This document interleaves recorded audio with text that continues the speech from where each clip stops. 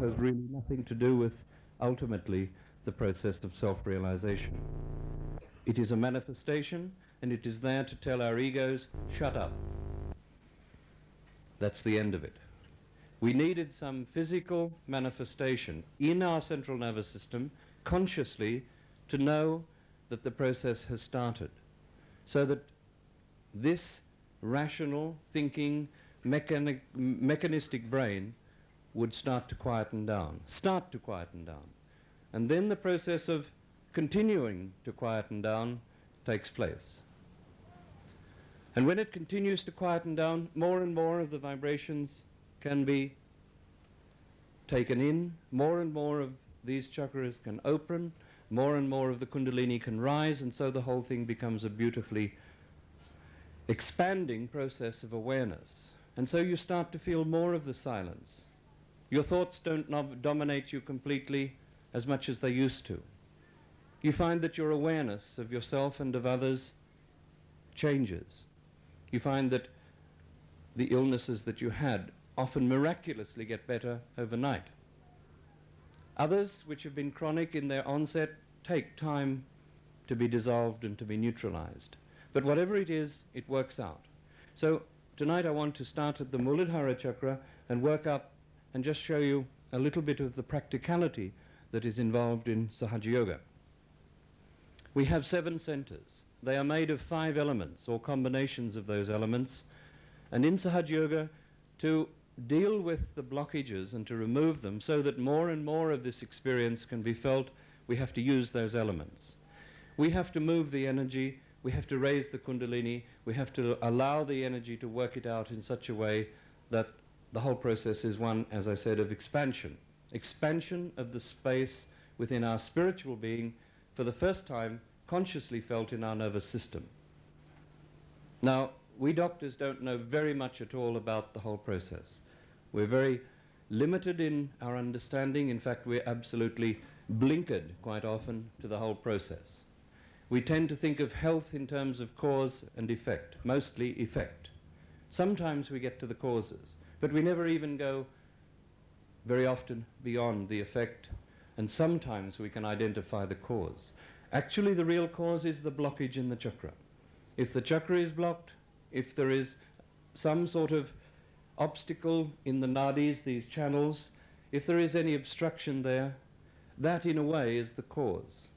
Because if the chakra or the channel is blocked, that in turn transfers itself into the gross body through the plexuses of nerves, through the glands, through the circulatory system, or through some combination of the neurophysiological body. We don't understand a thing about the body beyond what we can see under a microscope, or what we can open up in surgery, or what we can analyze through rational processes.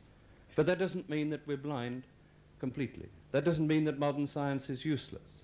In fact, to me, in my self-realization, modern medicine is a very useful adjunct to self-realization. So I'm not here to absolutely decry modern medicine, but I'm here to say we have to open the blinkers and see that there is something beyond the physical and the emotional and the mental. And when we see that point, then we can open ourselves to the realm of the spirit and see that when we become the spirit, it becomes the one that rules the show. It becomes the one that enlightens everything, physical, mental, and emotion. If everything is controlled from the highest, automatically it bathes the lower with all its vibrations. And when that happens, emotional health, mental health, and physical health takes place.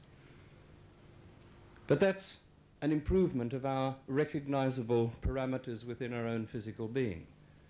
But spiritually, we become more integrated people. We become whole people. We become people who become mild-mannered.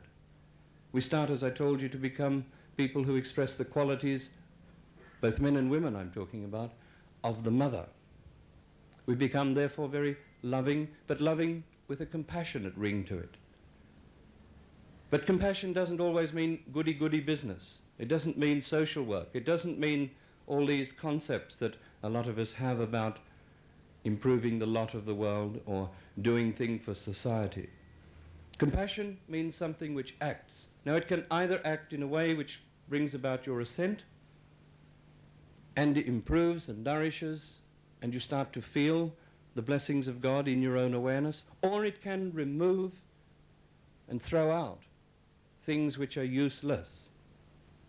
So compassion is something that acts either in allowing you to appreciate your ascent, or in removing obstacles, removing blockages, removing impediments which are in some way blocking you. Now, all of this sounds like good theory, but in practice, what happens? If, for example, in the Muladhara chakra, in this red dot, which is located very near to the anal area, very near to the pelvic plexus, very near to the prostate gland, very near to a whole aggregation of physiological phenomena within the body, that chakra controls not just the physical manifestation, but it controls the expression of holiness and the expression of innocence within us. Because there is a God in potential there. And after realization that God isn't potential anymore, that God becomes manifest. Now when those expressions of the divine start taking place within you, automatically the bada, the blockages, start standing out sharply, in sharp relief, and you know exactly what's happening within you. You feel it on your hand here, right here. This is the place. You can see on the hand on the chart. You feel it as a little pain just above the wrist at the base of the hand. This is the place of the Muladhara chakra. It's the place on the heel. You feel a burning or a stinging or a pricking or a pain or some abnormal sensation. And you know there is an obstruction in that center. And you know without judging yourself or without feeling guilty that in some way you have offended the quality of innocence and purity and holiness within yourself. And that means that we have to be honest, we have to be sincere, and yet we don't feel guilty about it, we don't judge, pardon me, we don't judge ourselves. We just get on with the job of saying, okay, I have been damaged, Almighty God has blessed me with the chance of self-realization, I'm going to face it, I'm going to deal with it, I'm going to clear it out. Because I want, as a seeker, that holiness. I want to be rooted in holiness. Rooted means Muladhara. Muladhara means the support of the root. So if the foundations are not absolutely strong, the whole tree will topple. Mother often says that we in the West have been so badly damaged in this chakra because of our attitudes towards this chakra, because of our freedom-loving approach towards sex, because of the whole nature of the breakdown in righteousness and dharma, we have damaged this chakra most. So what have we done? Actually, we've done the worst thing of all, in a way. We've committed a sin against the mother. In India, they do another thing. They commit a sin against the father because they don't trust that Almighty God will look after them. They don't trust that God the Father is going to take care. So they get problems in this chakra. But we in the West get problems in the Muladhara chakra, so the very root itself either has not penetrated deep or the roots themselves have been badly damaged. Now we have to get to the knowledge of the roots. And this is how, in the West, we have to go about repairing the damage. So Muladhara chakra is about our innocence. It's about our holiness. And we have to restore it, because it's on that basis that the whole tree will grow. It's on that basis that the whole blossoming will take place. The Kundalini will not come up strongly anywhere above that chakra if the base is weak, if the base is not repaired, if the negativity is not neutralized. So we have to face ourselves. We have to see honestly that there is a problem, but without guilt. In Australia, perhaps more than anywhere else in the world, this problem of guilt is extraordinarily bad. It's particularly bad in Melbourne because of what we've done in the past. Because we suddenly see in the light of day, this is what it is, all of a sudden we feel bad. And yet, quite often guilt, especially in the Catholic Church and areas where guilt is almost a mode of life, We use it as a way of excusing ourselves. If we feel guilty, we can keep on doing the same thing again and again. That's the philosophy. And that has to stop. Neither should it be an escape, whereby in a pouch we can tuck our guilt, so-called, as a means of not facing up to the fact that, okay, the time has come, we face it, we don't do this again. Or it's a way of expressing our lack of self-esteem. It's a way of expressing all sorts of funny feelings that go on within us which don't allow us to ascend. So this Muladhara chakra, therefore, will be associated with purity and holiness in its blossoming. But in its blocked condition, it will be associated with all sorts of damage which relates to immoral acts, licentious attitudes towards sex. It relates to tantric practices. If you've been to a false guru such as Rajneesh or any of these people, you will be very, very badly damaged in that chakra, and it will take months, if not years, to repair. I'm telling you this very frankly because we know from experience that this has happened. If you use the name of God to express sex, if you use the whole process of licentious attitudes as a means of ascent, so-called, then you are going to be quite badly damaged in that chakra. But it doesn't matter. The Kundalini will rise and it can be repaired. So if you apply tantric practices, as I said, which come from Tibet, incidentally, the lamas have brought it. It's nicely settled down in the foothills of the Himalayas, and it's coming to the west. There are ashrams in Tasmania, there are ashrams all over Victoria. There are places where you can be very badly possessed by spirits of the dead which directly intervene at the Muladhara chakra. If anybody has ever seen an initiation by, for example, the Rajneesh people, you will see precisely what I mean. It is directly an example of spirit possession. And the nonsense they get up to in the name of God is deplorable. Now, I'm being extremely frank with you because I've seen dozens and dozens of my patients who talk like Bhagwan came into my aura, and I love Bhagwan, and how can I drop him, and he's the wonderful man, and they're still performing these dirty things. They are doing their Kundalini meditation, getting their clothes off and dancing nude until they're exhausted to rock and roll music. Can you imagine? It is absurd, it's obscene, and it's anti-God.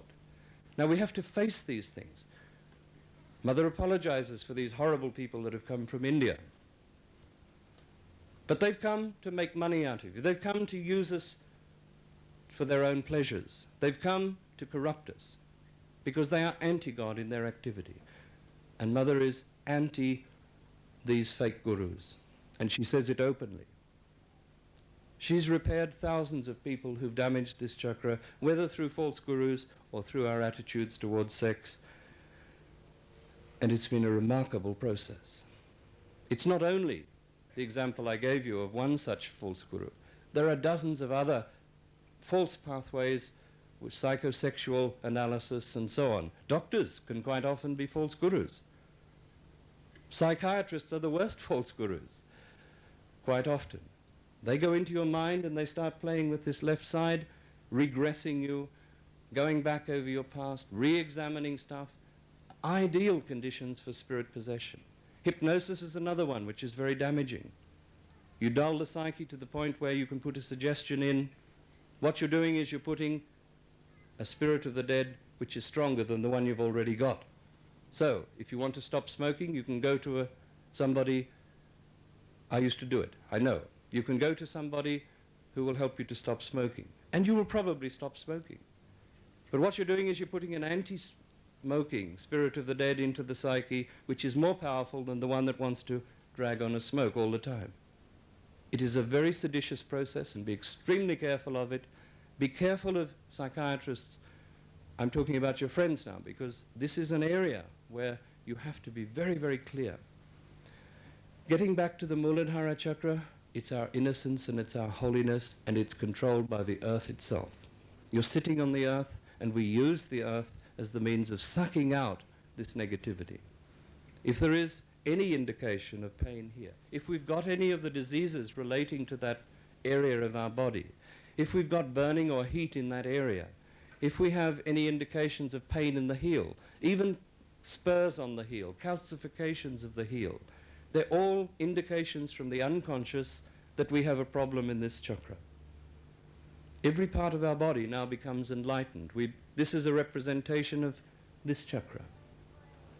Here is equally represented by here. Here is represented by our right ankle. There are all sorts of correlations within our body. If we start feeling pains in our head, all of the chakras have got their place in the head. And so you start to know, I'm getting a pain on this part of my head. This relates to an expression of the Swadhisthana chakra. You've got to start to learn all of this. And you start to know when you're meditating, if there's any interruption to your meditation, you will find, that's what it is.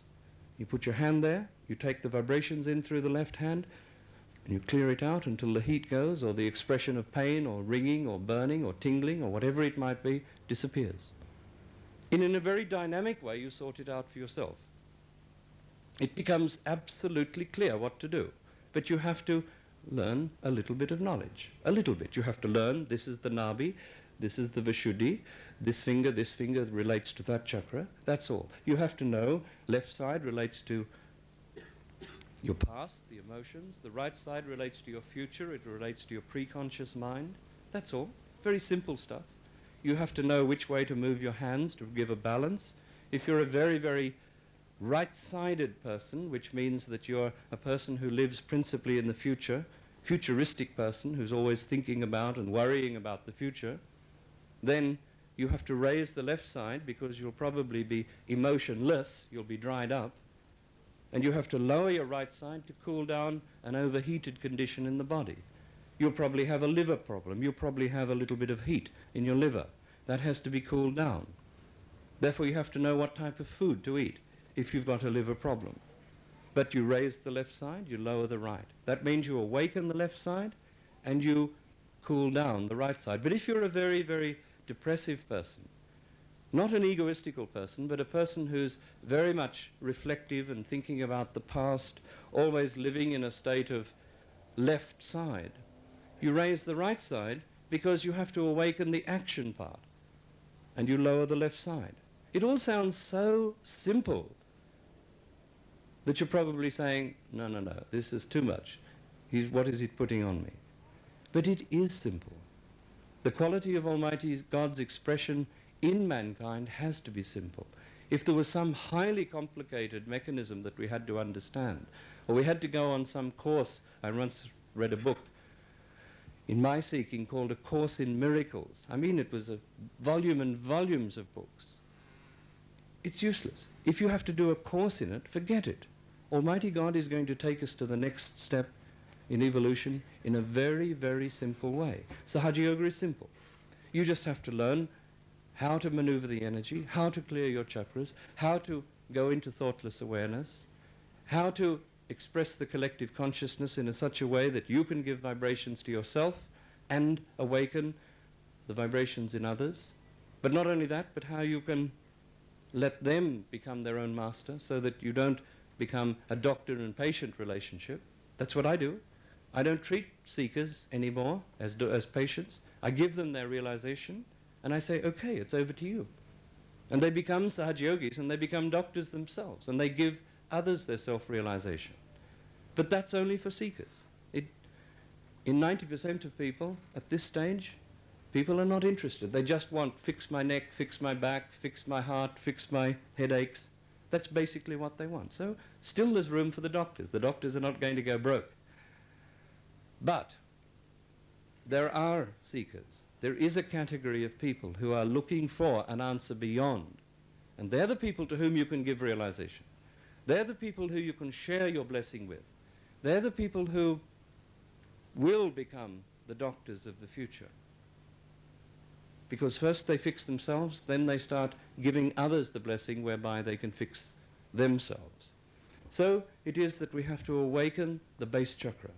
We have to open that center of purity which becomes the root and in which the tree is embedded. Because if it's embedded in strong, deep penetrating roots, which are rich in purity and holiness and innocence and wisdom, all of these things which are qualities there, then the whole tree will be strong. So the first thing we've got to get right is the very thing which we in Australia have perhaps damaged most. And I say Australia because Australia is the Muladhara chakra of this earth. Each major country or area of countries has a place in this chart. And Australia is at the root. Australia is this spot at the bottom. India is the Kundalini itself, the 3.5 coils. So you've got the mother, India, sitting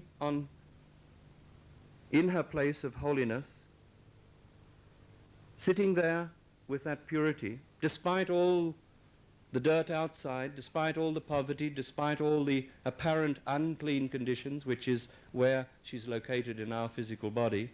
And beneath her is the most innocent of all, her son, Shri Ganesh.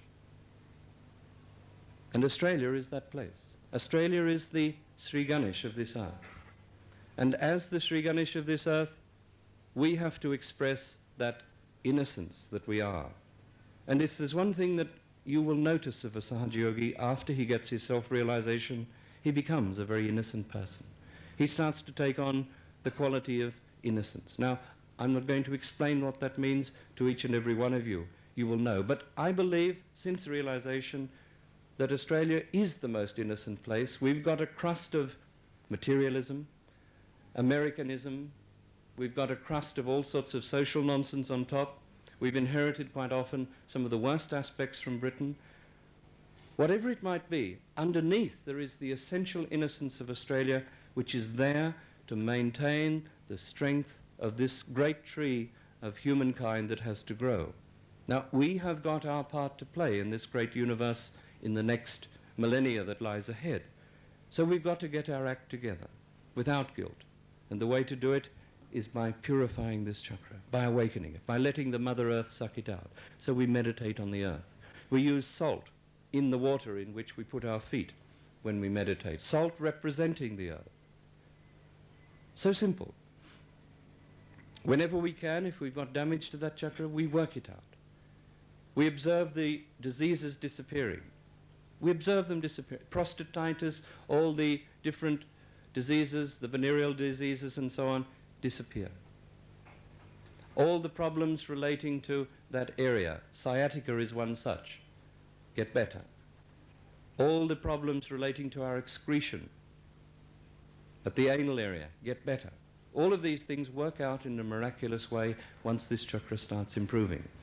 And so that is the first one to become enlightened, because that's where the Kundalini is. She unwinds herself and she rises to the second center, which is the Swadhisthana. Now, Swadhisthana is related to a plexus down in this area, just above the pelvic bone, but towards the spinal column at the back.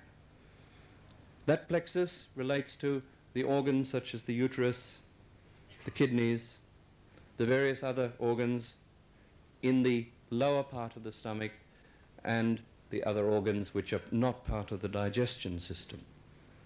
So it is that if there is problems in these organs, we have to look to the Swadhisthana chakra for their correction.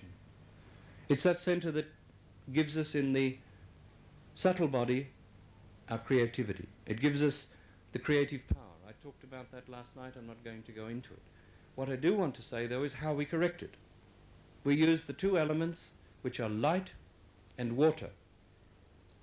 It is made on the left of, I beg your pardon, fire and water, not light. There's a subtle difference. On the left-hand side, we use fire, and on the right-hand side, we use water. If it's both catching, this is the finger that represents that chakra, the thumb. If you've got pain, pricking, burning in this thumb, you know you've got a problem in one or the other or both of these chakras. If it's on the left, we correct it with fire. We use a candle usually, and we just do a little bandhan or a circle in that way, which clears it out. And you start to observe, my goodness, the pain is disappearing. The blockage is being removed. The whole thing is mellowing. And after the treatment of maybe 10 or 15 minutes, you find My goodness, that chakra is getting better.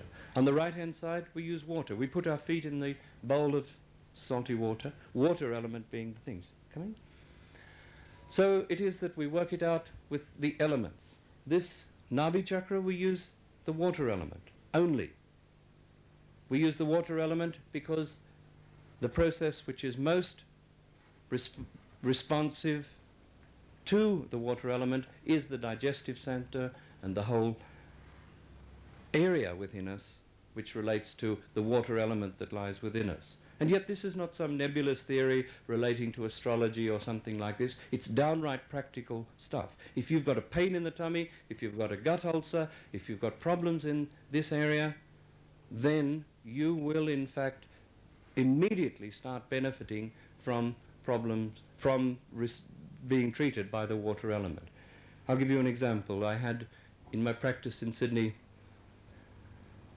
a nun, a mother superior, in fact, of a novitiate college of young nuns, who used to come to me as a patient, and she had a severe duodenal ulcer, bleeding badly and occult blood in the stools and everything else. And she was being treated, and I was getting a little success with orthodox treatment, but because I felt her vibrations, that she's a seeker, I gave her self-realization. I explained to her, I was very careful not to say very much about Shri Mataji, because this was just going to be too much. But I very carefully said the energy of the Holy Spirit, or some such generalized term, and talked about it in that way. And I said, if you just meditate, if you put your hand on your stomach each day and work on it for 20 minutes with your feet in a bowl of salt water, or better still, if you sit in a bath up to here, using the water element, I'm sure that this problem will disappear. She really was a seeker. She had the love of God expressed in her heart. She was a beaming, radiant person, but she had so many worries. She was in charge of a novitiate. She had money problems with running it. She had problems with the staff. She was a very sensitive person, and so she was picking up on a lot of the rubbish of that place. And she got a gut ulcer because she's a sensitive seeker. And so, as a result of that sensitivity, she was in trouble. Now, the miraculous thing that happened was that in 10 days, she came to me 2 or 3 times over the 10-day period, I was able to observe, but more particularly she was able to observe, that the bleeding got less, the pain got less, and she was taking less and less of the medication. By 10 days, she was healed. Now, that was incredible, because there she was, with living proof that she was healed. I talked about Sri Mataji after 10 days. I explained to her a little more about it. And now I'm sure she's a very well person, and in her own quiet way, probably not professing it publicly, because, let's face it, she's in an institutional framework of the church, and it would be very difficult to go about talking about these things. But she is healed, and she understands where the healing has come from. These miracles happen every moment, not just in the physical sense, but in the most wide sense. Sri Mataji's told you of a few of the miracles, and possibly she'll tell you of some of the others. Quite miraculous things happen in sahajayoga. So this chakra is made of the water element, and we use it. We give vibrations here. We work on this chakra, we take out the negativity, and at the same time as we're taking out the negativity, the vibrations of the unconscious are flowing into that center to neutralize and therefore take out, and to allow to flow in the positive vibrations which are going to enhance that spiritual space which has to come and express its own divinity. Then at the heart chakra we're made principally of the air element. I say principally of the air because there's always a combination of one or others. Actually the combination here is, as you might expect, air and water. Water for circulation, water for breathing, as well as air. So you've got principally air element at this point. Sri Mataji's here.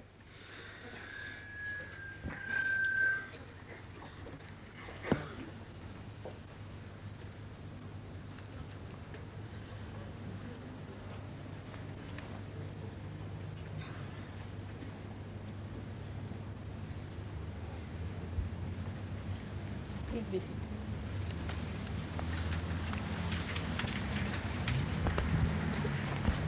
So when we have heart problems, when we have breathing problems, when we have problems relating to the lungs, to the heart, to the cardiac plexus area, or even to the thymus gland, which controls the production of white blood cells, when we've got any of these things troubling our physical body, or if we've got insecurities, if we've got problems relating to a relationship between, say, mother and daughter, father and son, husband and wife, because this is the expression of security within us, if we treat this chakra with the vibrations that are flowing through us, things get better.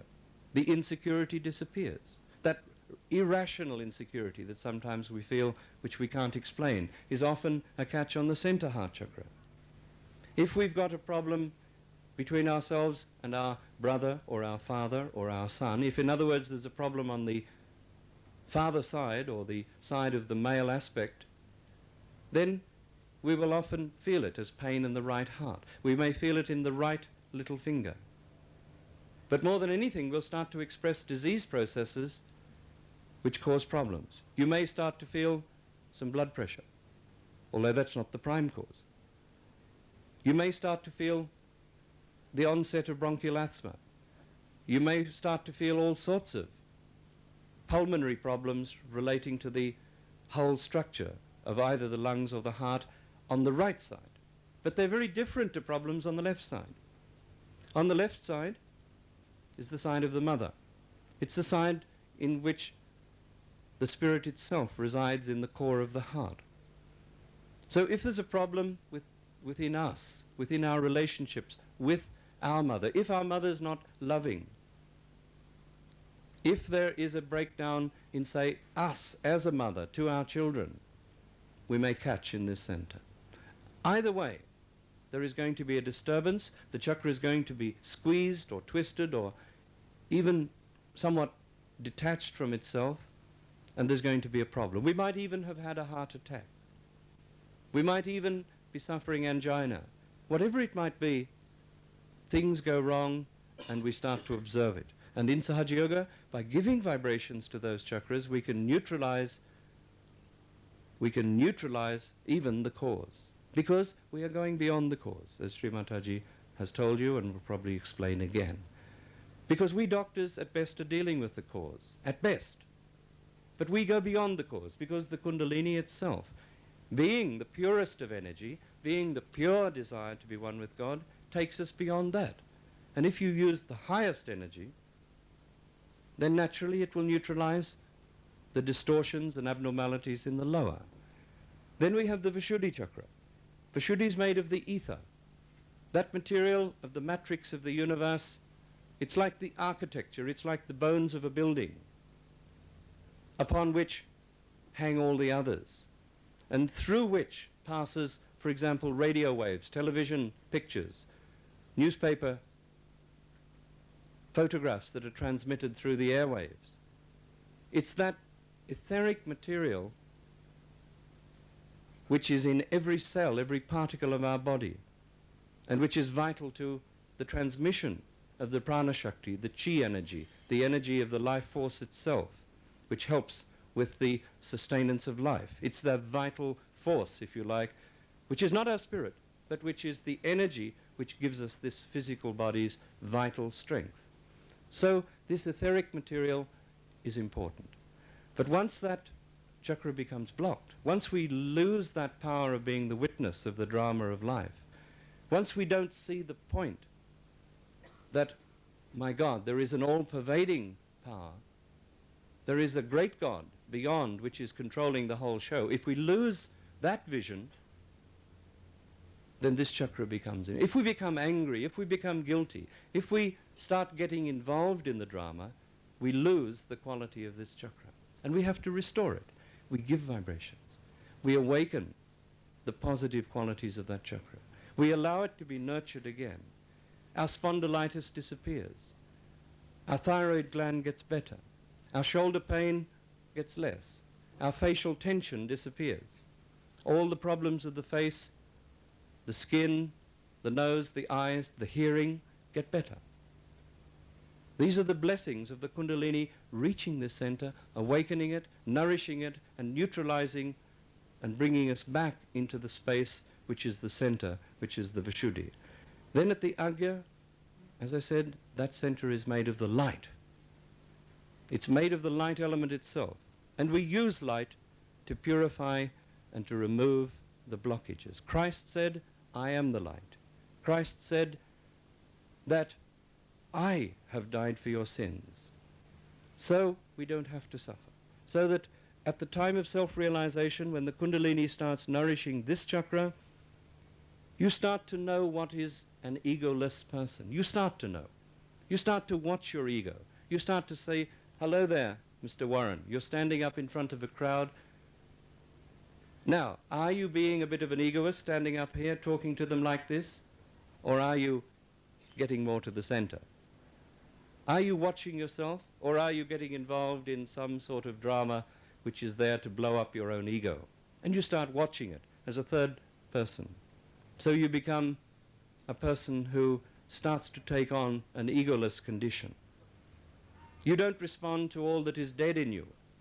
You don't respond to all that is past. You don't live in a subconscious condition in which you are constantly dragged into the past, where you're reflective, where you're constantly in a sort of semi-dream state about the past. So neither you suffer the pains of the past, nor do you constantly get dragged into the future with the preconscious mind. The pituitary gland opens. The two hemispheres of the brain start to become enlightened by the vibrations of the unconscious. And those two hemispheres themselves take on a new dimension, which is enlightened awareness. And when that happens, the Kundalini can pass above that center into the next space, which is the limbic area of the brain, which is that part which starts to feel that oneness with Almighty God. It starts to feel and enjoy itself. So the real you, the Atma, the spirit which Christ talked about, starts to enjoy itself. You start to enter into the kingdom of God in a way in which you start to know the peace. You know the silence. The love of God is not a concept anymore, because you start to become love, and you start to share it with others. Sometimes you become angry with negativity, and that anger dissolves the negativity too. That's the compassion which is acting sometimes. But the love that acts as compassion of the mother starts to express itself at this center, because the Kundalini comes to this center, it opens, it nourishes. This chakra starts to become like a catchment for the unconscious. All knowledge, all power starts to flow in through this center, because the Kundalini has risen, it's connected you, and the grace or the Brahma Shakti starts flowing down, doing the job. So you start to feel a peaceful person. You become a very knowledgeable person. Shri Mataji has told me much of this, but I have never spoken in public before I came to Sahajayoga. I'd never as much as given a public lecture. And yet I know with confidence that what I'm saying is correct. And if I say something which is incorrect, I get heat in my body, or I get burning, or I get some sort of prickling going on in my body. No, no, Warren, you're off center. Stop. Then you correct yourself, and you can speak clearly again. In the center, in the center. It works out like that. It's self-corrective. There's a homeostatic inbuilt mechanism that brings you back to the center. That's the parasympathetic, which we doctors know nothing about.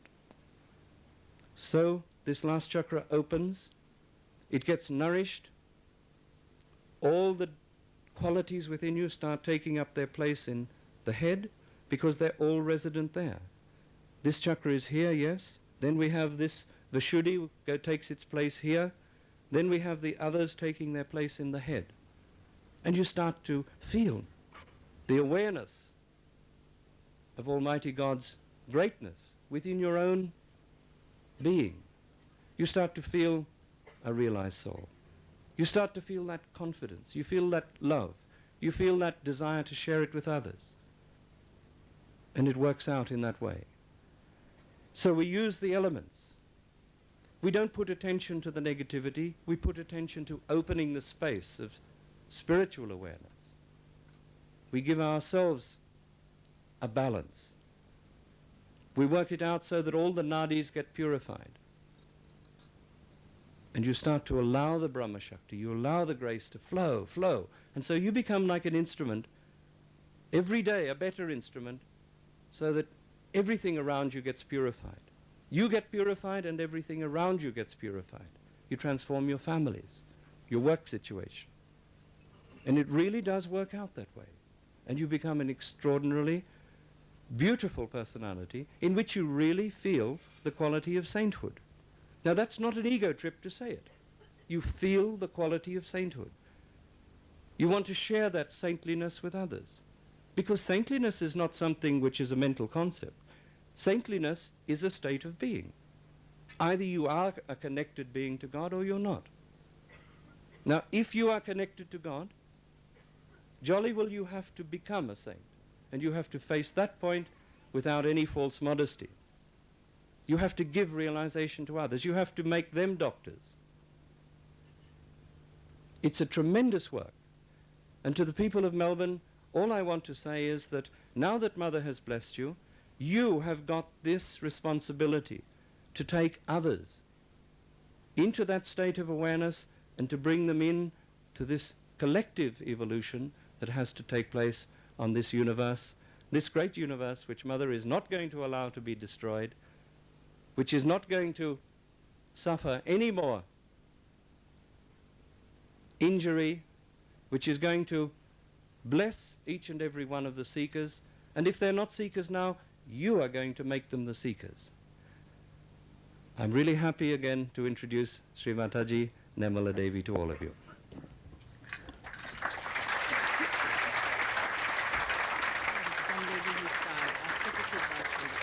Yes. Who is that? Who's tired? Somebody who's tired. Somebody who's very tired going off to sleep sit there. down. There's a comfortable seat for you. No? That's what I'm saying. Please come and sit There's a comfortably on the comfortable seat. seat for you here. Can you put it there? Come and sit. Be comfortable. Be comfortable in the seat. Right? Tired means you may be suffering pain. What is it? She's got pain. Pain in the body. Please, help her, help her. Sahajogis, go and help her. Yes. You can only put up with pain for so long.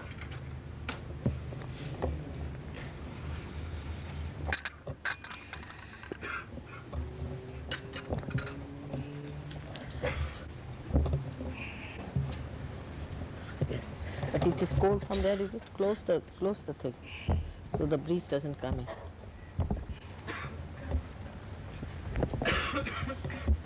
Are you comfortable now? All right. Please move forward. I think.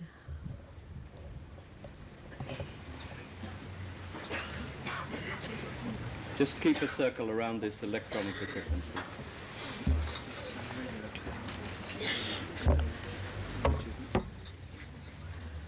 I would say that Sahajayogi should go at the back and let the people who have come for the first time sit in front.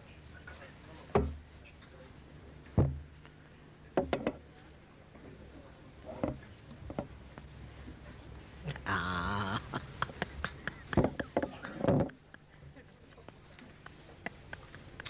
I know you.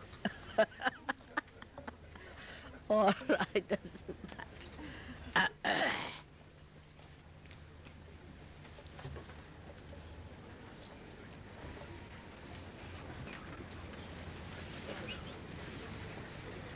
What's that?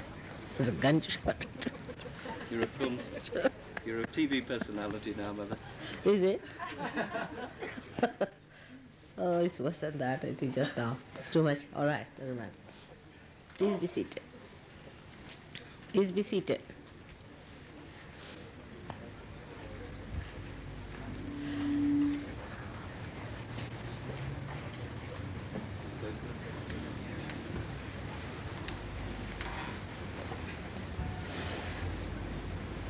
I'm very happy that so many people have been able to come down. It's really a joyous moment to see so many people from Melbourne are here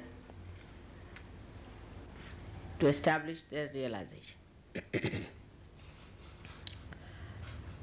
There are three types of people who come to seeking. The lowest type are the ones who have some sort of physical ailments or some torture, some diseases, or who are on the verge of dying or something like that, an emergency in their mind. So they come to search. All right, even if they come, they can be helped, but that's not our top priority. Then there are second type of sahajogis, or we can say the people who come to Sahaja Yoga are the people who are seeking other things in life, like jobs, money, this, that, all nonsensical things. But among them, there are some people who want to know the cause of the problem, why they are like that. The third type are the people who can be divided into two. One, the type that seeks balance, dharma, righteousness, because they find in the world people are so horrible, so mischievous, so dangerous, so restless. They get worried about all the worldly turmoils that are on. They get shocked. And then they want to find a solution. Why have I come on this earth? This is one type, as we call Bahirmukhis.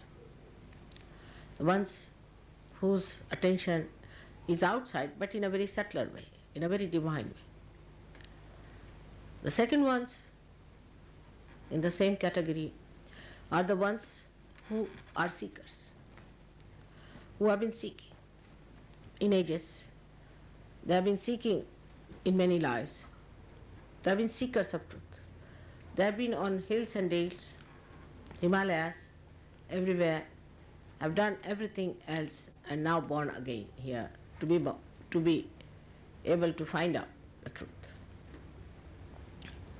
These are called as antarmukhis. These are the people who are inward. So the first priority we have to have of the third category, both the types are equally important. But after becoming realized, when you get your realization, then you achieve both the qualities simultaneously. You become a yogi inside and connected with the whole world. Your attention starts going outward. Because first the light is to be enlightened, and when light is enlightened, it gives the light. Now this Kundalini, the force within you, as is said, is pure desire. It's not only pure desire, but it is a purification desire. It has a power to purify. This tremendous power it is. And this Kundalini thinks, organizes, knows, coordinates, blesses, and ultimately guides.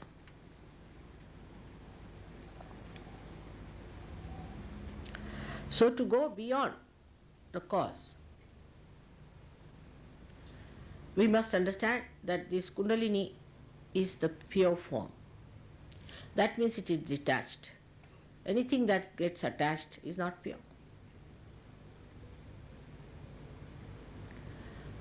Anything that gets spoilt is not pure. What we say gold is pure because it is untarnishable. Untarnishable. That's the quality of gold. So it is immaculate. It cannot be ruined, spoiled by anything except that there could be khanda, as they call it, could be broken in between, and thus weak. So now something that has a purifying quality, like a purifying agent, say take a simple thing like soap. So the soap, wherever you apply, will clean. Kundalini, wherever it will go, it will clean, it will nourish. This is one quality that we must understand, that it is not tarnishable, it cannot be spoiled, it cannot be ruined. Moreover, it cleanses, it nourishes. But because it thinks, it knows how to nourish you, up to what point, how to go, how far to go, or it stops. But thinking is not vocal, it doesn't say anything. But when it goes around these chakras, it makes a sound. And these sounds are made because the movement of Kundalini through these chakras creates a non-percussion sound pass through these, creating sounds, and these sounds are then jotted down or heard by great saints and used in the phonetic language of Sanskrit. That's why Sanskrit is supposed to be the purest language. But you need not know Sanskrit now. There's no need. Because the deities know that you don't know the Sanskrit language. Now, this purifying fire within you, or the purifying force within you, or the power within you, goes and first of all enlightens our attention, which is in this part. As you see the green part, this is the attention is. But the movement of attention then starts moving in all directions. Now when your attention is enlightened, what we call, you become collectively conscious. But still, how do you go beyond cause and effect is the point. Now this Kundalini being pure, no cause can be attached to it. No cause whatsoever. So if you can enter into the Kundalini on the principle of it, no cause can get attached to it. That's how you go beyond cause and effect. But how do you enter into the Kundalini? That's the main point. Main problem is, how do we enter into the Kundalini?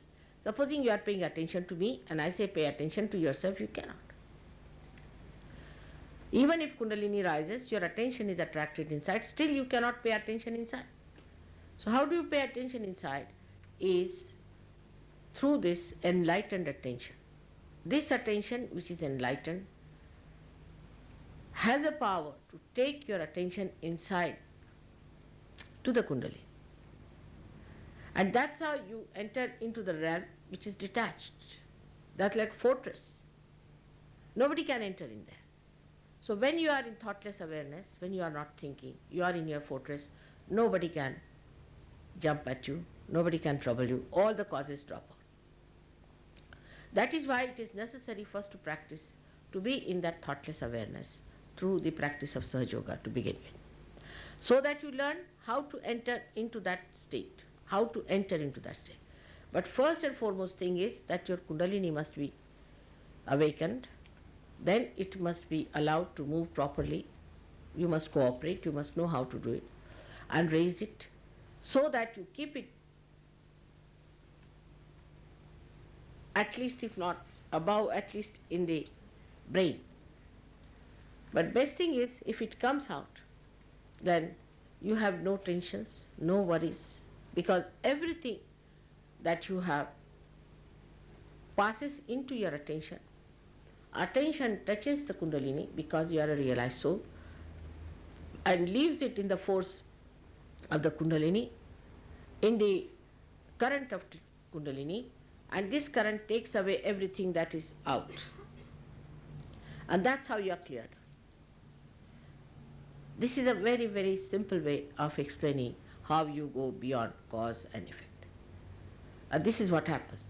But for that, it is necessary that you must learn how to enter into your kundalini, how to keep your attention enlightened. Now it's very easy. Your attention gets involved into anything through your thoughts. Because when your consciousness entered into you, being the prismatic plane, like a prism, your attention has gone out. Now to keep this attention detached, you have to make it a pure attention. To begin with, you must try to put attention inside, to be a witness. Try to be a witness. But how? How will you know that you are a witness? You have to be in thoughtless awareness. When you are in thoughtless awareness, then what happens? That you are detached. You are seeing everything.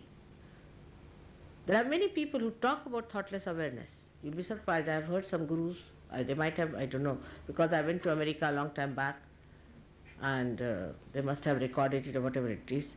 They talk of it. But there isn't anything way of doing it. Kundalini is the only way you can go into thoughtless awareness. Your attention can go. So, these people are also using words of sahajayogi. I have seen that. It has no meaning because they cannot reach the kundalini. But that makes no difference because now you have become your own guru and you find out for yourself. So throw away all these fake gurus away from you. The problems, the barriers, the worst of all in Sahaja Yoga comes from people who have been to other gurus. It's a headache, I tell you, for you and for us. First of all, that you should realize that whatever you have been doing with other gurus has been all false and fake is difficult because you are so conditioned. I must tell you very frankly. So the growth doesn't take place because you have to become the guru. You cannot depend on anybody as guru, but you have to become the guru. I can only guide you as a mother. I can only tell you what it is. I can only take your kundalini there, but it is you who has to become. Like I would say, I can cook for you, but you have to eat and you have to enjoy the taste of it. I can't enjoy for you. So then you have to give up those things which you have been following, which are wrong. There may be some guru who might have been a good guru, but I don't think anybody has come on the western side. I haven't known of anyone who has come on the western side because I sent one fellow, he ran away in 3 days from New York. He wouldn't settle down there. He ran up to the Himalayas and he said, I don't want to come, mother, don't send me anywhere. He couldn't bear the pain. He didn't have the patience. So, though they did not crucify him, but still he ran away, you see. He said, whatever you may say, mother, I cannot face these people, are terrible. They are just dollars, nothing yet but moving dollars. All right. So with this kind of barrier, it's very difficult to convince people. Still they'll go on fighting. This my guru says so, my guru. So then you go to your guru. It's the best way we take it. Because how can we go on convincing? You also get a headache. You see, if you take some horrible guru's name, you get a headache. Really, you get catch. You get a catch on this finger, you get a catch on this finger, you get catch everywhere, so you don't want to hear about any guru. Even discussing these gurus, you feel terrible. It's so disgusting. Whether they're fake, horrible, money makers, you don't know when you see them, you don't know whether to laugh or to cry. This is the situation. So, best is to find for yourself. If you are willing to give up the gurus, then only trouble these sahajogis. You see, they get fed up with it. They don't want to fight that. Now, even if you want to give up, they won't give you up because they have possessed you. They are like leeches. So, you still have catches of the guru. This is the worst catch that we have so far seen. Now, in the beginning, of course, they had patience, but now I think they have exhausted the patience. So when yesterday I told them there were lots of people in Melbourne, I think a lot of people will come to Sahaja Yoga. But they asked me one question, but how many from other gurus God alone knows? Because it's a big headache. So I would request you to put your guru on somewhere else and come here and see that you become the guru to understand that another fellow. And then when they discover about the guru, they go on saying that chap, that guy, and all kinds of things they say about him. But before that, they'll fight for that guru. So that is one thing you must understand, that don't play into the hands of these people. Because I paid for it, mother. I paid £6,000. All right, so what? Must you have more of that? because they suffer, they have epilepsies, they have all kinds of problems. We have had people of gurus who had epilepsies. Horrible, this is TM people having epilepsies. I've cured so many of them. I openly say that. Some doctor is Dr. Frenick, he's publishing article about it. Nobody listens. There's a competition going on like a horse racing. Oh, have you been to TM? No, it's expensive. All right, I'll try that. There's a sale on, guru shopping sale. So there's a competition setting. Have you been to that sale? Have you been to that sale? It's like that. So you must know it's frivolous, it's cheapish, it's useless. Come to the brass tacks, as the Americans say. Come to reality and see for yourself that these are all fake things. This is not the way you can raise the Kundalini. The greatest criteria, of course, is money, but another one is that whatever they tell you, you can do it yourself. Why do you need a guru for that? Like somebody said, my guru gave me a name. I mean, anybody can give you a name. You can give yourself a name, whatever you want. Why do you need a guru for that? Or he gave me these clothes, or he gave me this mala, or he made me jump, or he made me take out the clothes. Or somebody, you see, another fellow is giving me drugs. Third person allows me to do that. I mean, as if these gurus allow you, you think that God will allow you also. He allows us to have mass sex. So he's a very good guru because he allows us. Why don't you go to some other places where you can do it without taking an allowance and payment to the guru? But the guru is waiting in the hell and you will be there soon. This is fact. So don't go after such horrible gurus who teach you all wrong things. Now what is it? Is that we, as soon as we get our realization, we also realize about ourselves that this part of ours is lost, that part of ours is lost. This is not there. We realize. And when we realize that, we don't mind correcting it because we see ourselves. We don't have to ask anybody. We just see this thing within us happening. We see this part is not there. Our attention is not all right. We cannot concentrate on anything. We understand so many things about ourselves after realization. Now for that, supposing Mr. X has some problem. He tries to solve his problem, he cannot, because he has his own problem. So he comes to the collective, he comes to the whole. Then what happens? Somebody else has got that point stronger and some other point weaker. As a result, the strength of one person helps another person's weakness to be cured. And that's how there's a mutual curing system, process which builds in. And that's how people get themselves all right, perfected. And that is why it's a collective happening. And when you become collective, you'll be surprised, your heart opens out, and you are amazed that human beings are so good, so beautiful. They are all such beautiful creation of God. You start enjoying each other, really feeling the expansion of your being, that you are the other, that they are you. Such a great feeling. I don't know if you can feel it at this stage or not. But just to think they are all yours, and you are theirs, no problem remains. Between relationships, nothing. No problems of any kind. But also, no problems that would affect you remains because everybody is there to fight for it, to work for it, to help you out. It's very surprising how it works out. Even relations of Sahajogis are helped so much that they are amazed how so many come forward to help. Normally people gather only for festivals or good things. But when there is difficulty, nobody gathers. And this is something great about Sahajogis, that when there is a difficulty in a Sahajogi, supposing a Sahajogi has a mother who is sick and she's not a Sahajogini, they'll go and help her. But she has to be a relation, somebody close to the Sahajogi. The attention has to be there that a Sahajogi is there in trouble, we must help our brother. You really become pure brothers and sisters after coming to Sahajogi. This is what happens very easily to you. So you must be collectively. That's how you start correcting each other.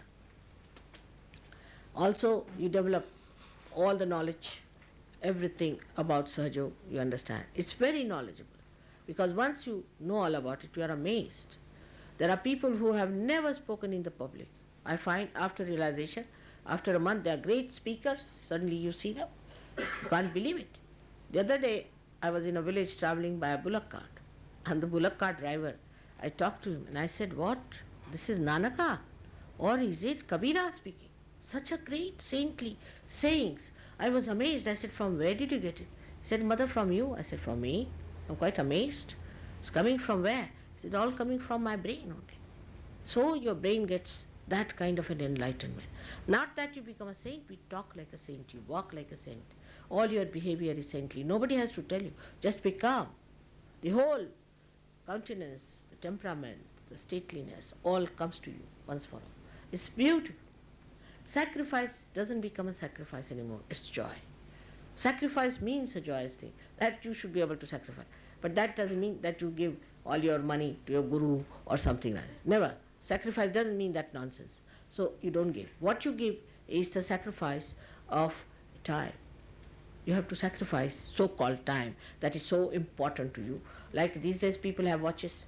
In modern times people have watches. They must see watch. They must know about time.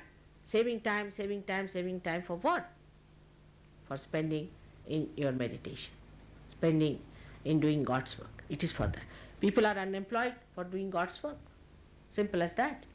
If you get unemployed, you do God's work and you get employment as well as you do God's work. In London, England is, full of unemployment, but not a single sahajayogi is unemployed, and he's also doing God's work. And God's work is nothing to be done much, but to be one with God is the point. If you are one with God, well, then the work is done by God. Now what is it doing? This is doing nothing. It's just in between, but it is doing a work. If it is not there, you may not hear me. So in a way it is doing the work, but it is not doing it. It is a hollow thing. That's how you become a hollow personality and you start working for God. It's so enjoyable. Life is so enjoyable. Life is for you for enjoyment and not for becoming miserable or unhappy. But you become, first of all you have to become that. Unless and until you become that, all my promises are false. To become is a desire must come from you. We cannot force you. I have told you many a times. And again I request you, the desire has to pull up. Because of your conditionings, because of other lethargies that you have, because of many other books you have read, or maybe I don't know what you have done, but some people are really lethargic towards their ascent. They are really very sluggish. That's how they do not rise, while some people rise very fast. And they come up very fast and they do very well. So one has to take advantage of the time so that you are useful to the rest of the world and that you are helpful to everyone. Sahaja Yoga is not for one person, it is for the whole society, for the whole world, and for the emancipation of humanity. This is what is already described in so many books, in scriptures. But for that you are chosen, you are the one who is doing it. So understand your own responsibility, understand your own powers. And don't come now for treat me this and mother treat me for that. My mother's fathers, uncles, this thing is sick there. Don't worry on this point. First you get all right. Get all right means you meditate. Now those who are sick here need not come out with their sickness at all. They will be told how to get their sickness all right. They themselves can treat it. I don't have to treat you. But once you are treated, keep to certain limits. If you go beyond limits, then you are caught up. Say you are in the limit of this hall, you are sitting here, and there are all negativities all around. All right? Now if you leave this, you catch it. So keep your limits. Not that you become a sort of a rabid sahajayogi, doesn't mean that. But keep your limits, but don't do wrong things. As I told you, there was a fellow who was suffering from AIDS, who was cured by Sahaja Yoga. Actually, I never touched him, but he did come to see me, that's all. He was sitting with a hand towards me, my photograph and all that. He was completely cured, but again he did the same thing. He didn't do any work for Sahaja Yoga, in the sense he never came to see people, nothing of the kind. Again he got it.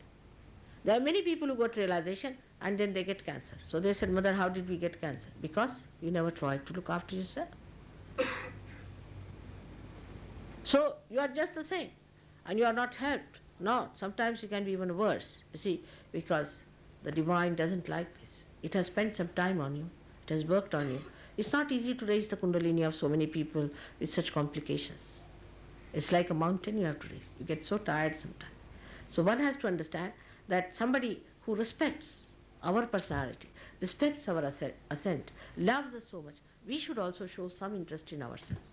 So that is the wisdom one has to have, and one has to work hard. Because you are all sages of the ancient times. You are not sages today. Only thing, God of men have to become prophets and have to give realizations to others so that they become prophets, as said by William Blake. Now, I think today I have spoken quite a lot. I would like to have some questions from the new people, but sensible questions, not aggressive questions, because this place is not for aggression, it's for love. May God bless you.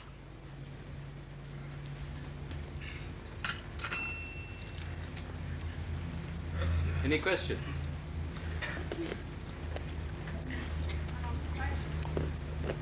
Just tell her, I'll pass it on to her. Can mentally ill person be helped? Can a mentally ill person be helped? Again, you will start making list of all kinds of patients of the world. It's typical. When you come to Sahaja Yoga, think of yourself. Do you think, are you all right? You are not. You see, we are not to open a hospital. That's one thing. Of course, mentally can be retarded.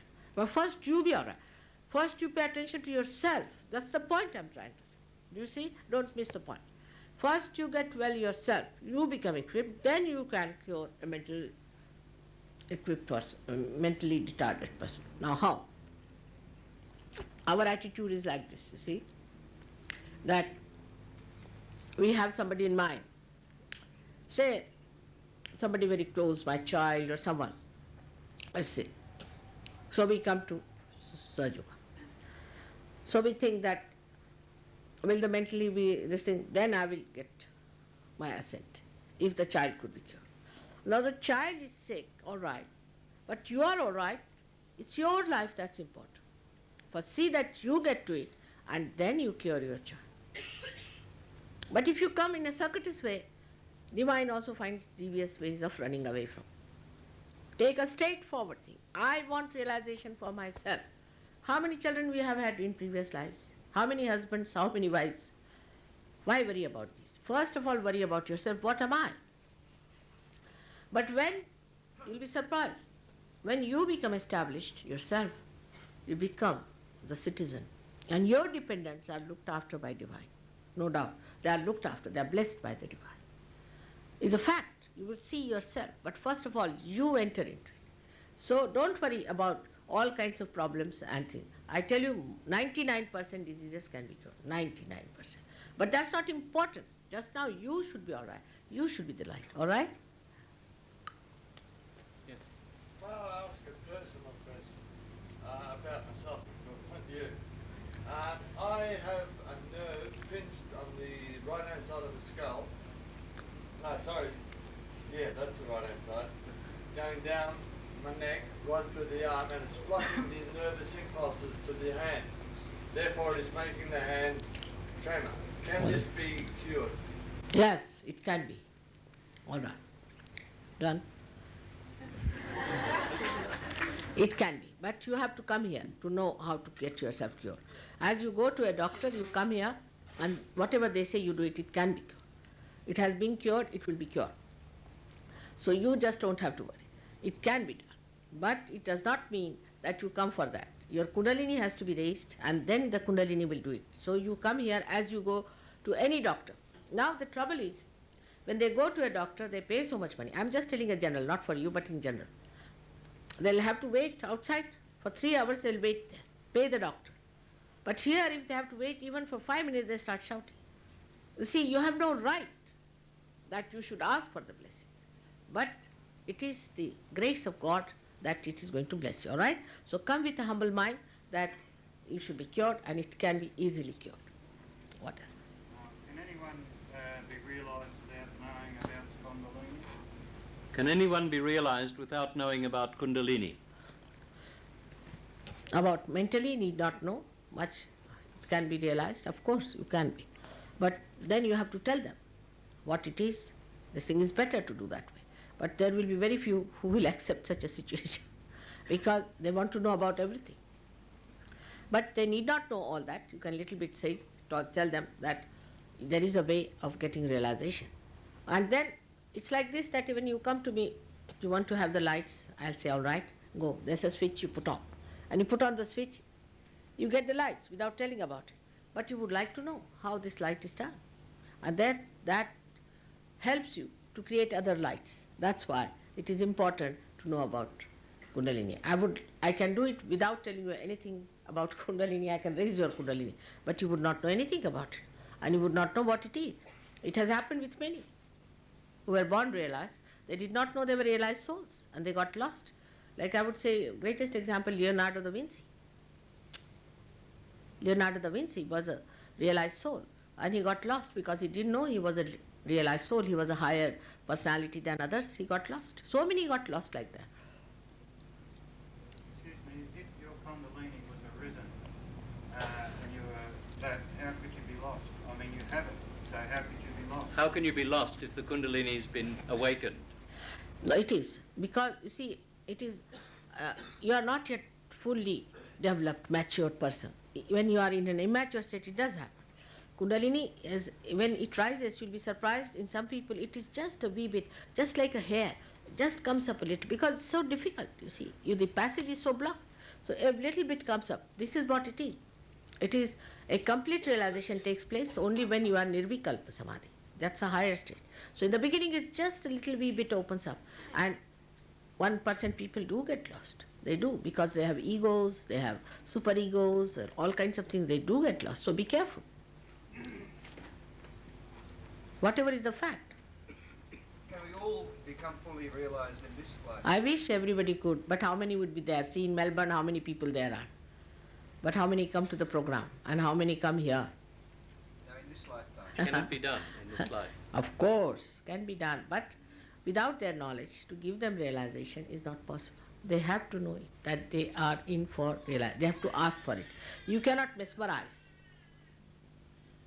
You have to tell them, this is, I am going to give you realization. This you have to tell them. You have to take their permission. You cannot just do without their permission. But he's saying, can we achieve it? Once we get the hair's breadth, can it be something that we can... Oh, I see. You are saying about... Yes, of course, of course. That's what I'm saying. Doesn't matter, hair's breadth. In some people it is hair's breadth, in some people it's quite a lot. It can. Everybody can achieve it, no doubt. That's what I'm saying. But in the beginning, sometimes it can be very small and then people lose it. See now, yesterday, at least 200 people got realization. At least 200. Out of which about 100 are here. So you can imagine how they get lost, you see. You see, they want some sort of a circus, some sort of a nonsense before them.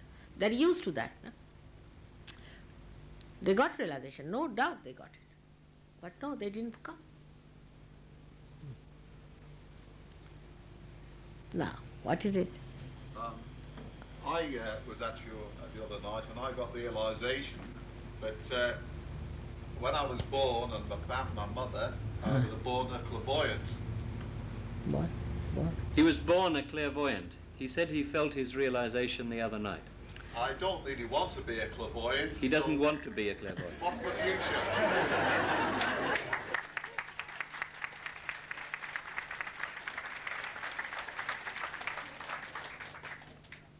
You see, clairvoyant is also two types of things. You see, there's one who could be a realized soul, born realized soul. He's not clairvoyant, but such a person can heal. Such a person knows more than others know, can be more creative, maybe more successful. So many things are there with a person who is a born realized, as I told you. Many were like that. But, or could be the other way, that those who are born and trying to be something artificially, then these spirits come in and they make them clairvoyant. So forget it, whatever has happened. There's no need to have any clairvoyance anymore. You become the owner of that power, which you know how to maneuver, what it is, how it comes, how it works, everything. So you become a knowledgeable person, an expert. Actually, I was the same. I had the same ability. As soon as Mother worked on this chakra, I lost that thing. It happened within days, if not That's a hours. very... Oh, it's true. If a person gets a realization, does it affect his karma and reincarnation? Oh. Now, when the Kundalini rises above the Agya Chakra, as I told you, it sucks your ego and superego. So by by these it sucks in your karmas. It sucks in your kusanskaras. It sucks in your so-called sins. So there is no one. See, for an animal, there is nothing like karma. Say, a lion has to eat a cow. It eats. It has to eat. It doesn't feel it has committed some sin. Have you seen any dog feeling that he's committed some sins? Or sulking? Maybe a dog, because he lives with human beings, so might.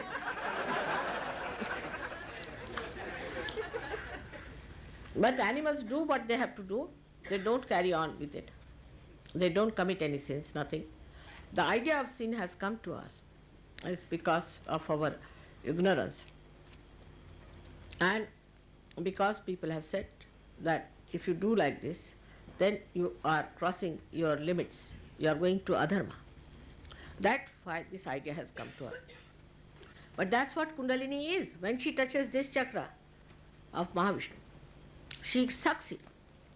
All that is there, that's the beauty of Kundalini. And you are no more with your ego or superego. So how can you be any more sinful, or the karmas are finished? On the contrary, if you try to cleanse your karmas, you say, I've done bad karma, so I should do this and do that, you build up your ego. Because ego is there. Whatever you do in the name of God or in the name of anything, what you do is to just pamper your ego. Even if you are not aware of it, it is there. Those people who do missionary work, you must go and see them how they live. They are extremely hot-tempered ladies, hot-tempered men. I know of somebody who has got a peace prize, but if you see the person in heat, terrible heat, all the wrinkles you can count one by one on the face. Because you think, you see, you are conscious that this is done by me.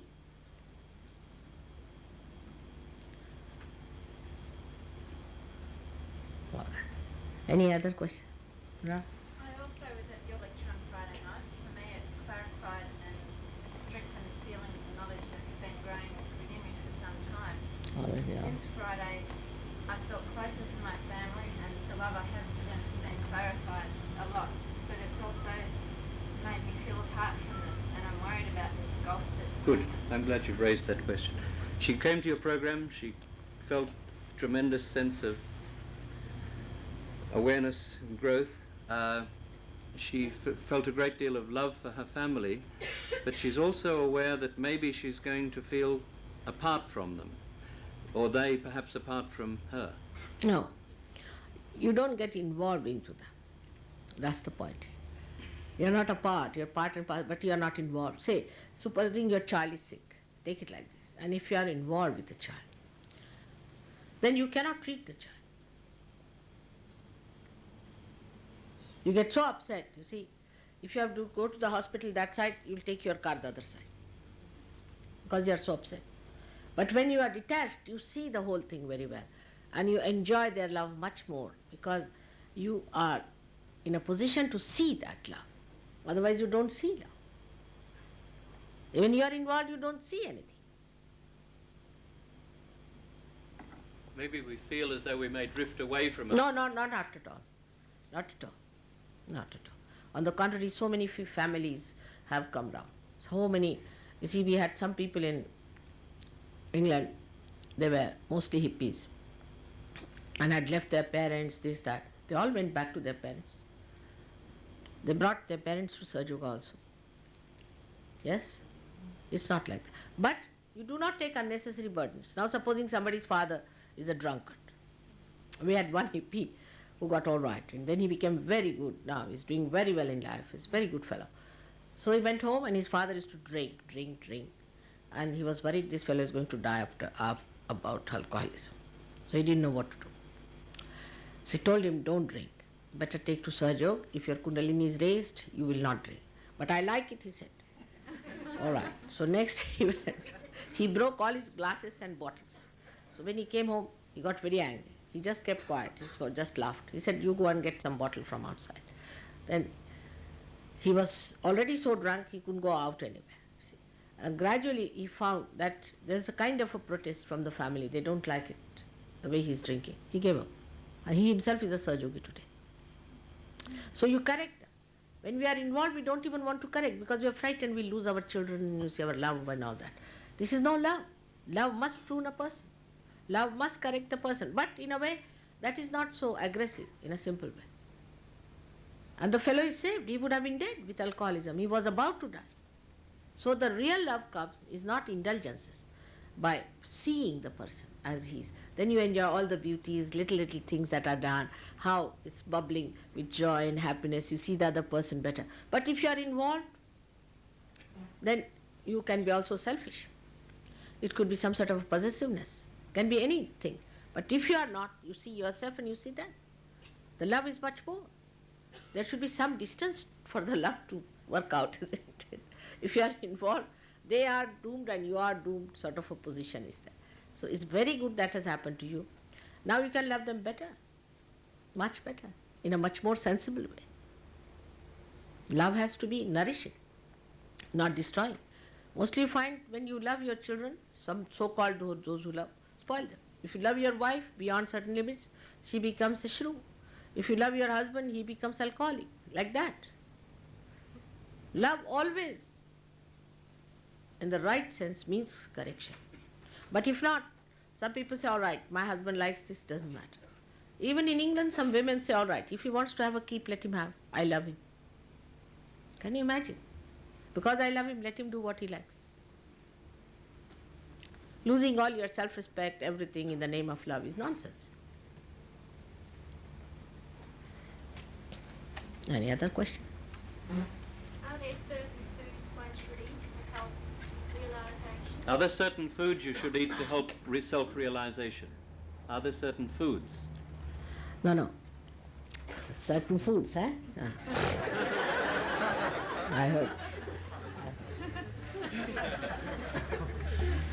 I'm sorry. I misheard. The foods. No, you see, it is like this, I'll tell you. It's very simple to understand that food is for our body. We are not for the food.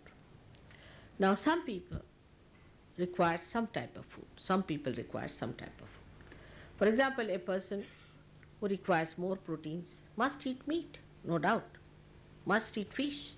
What's the use of saving all the chickens? Am I going to give them realization?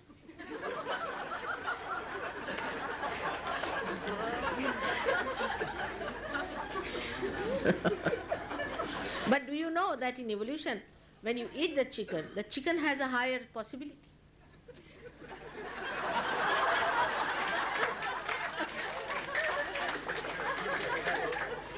So, not such facts, but for some people it suits them, vegetarian food, because they have eaten too much of protein, there's too much of it, they have certain problems, so they should take to vegetarian.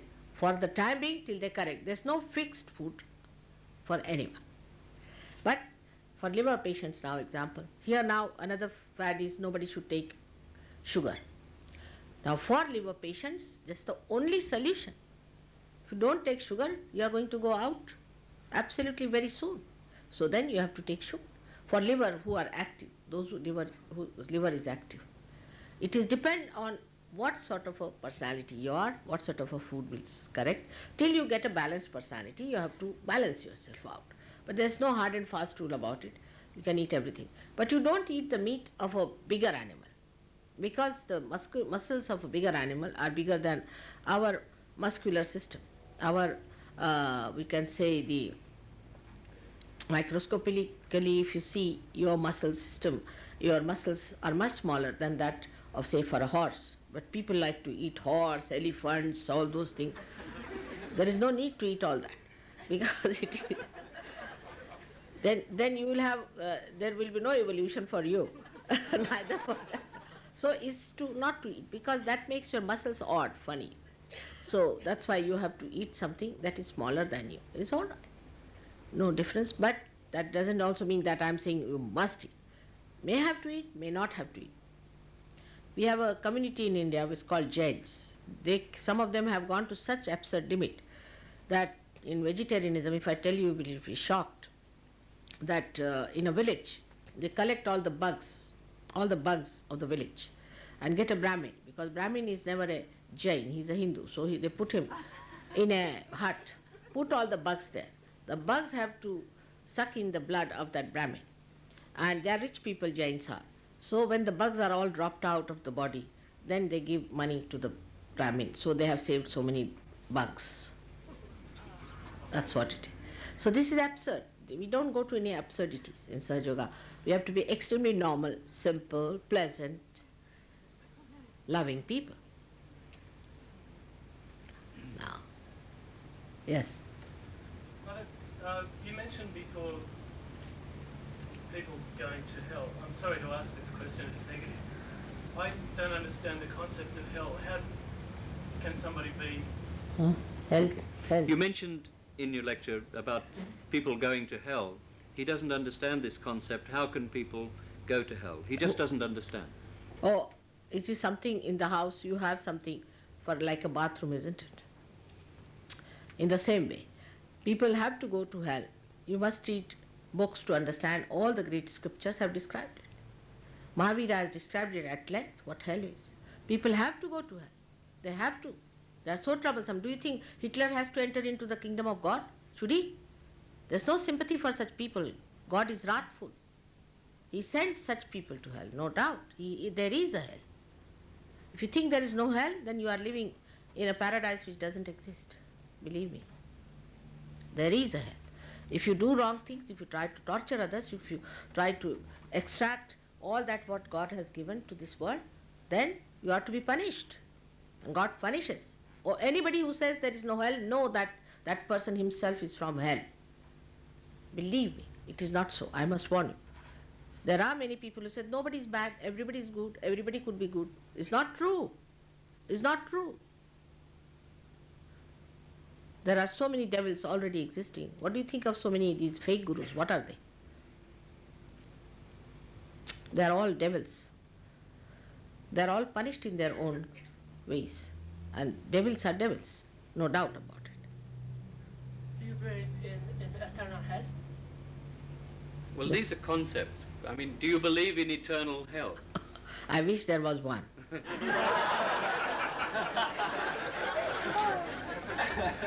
There should be one for such people. They again and again come back.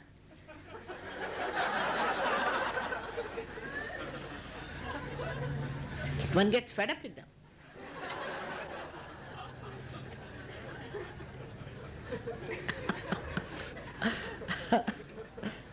Yes.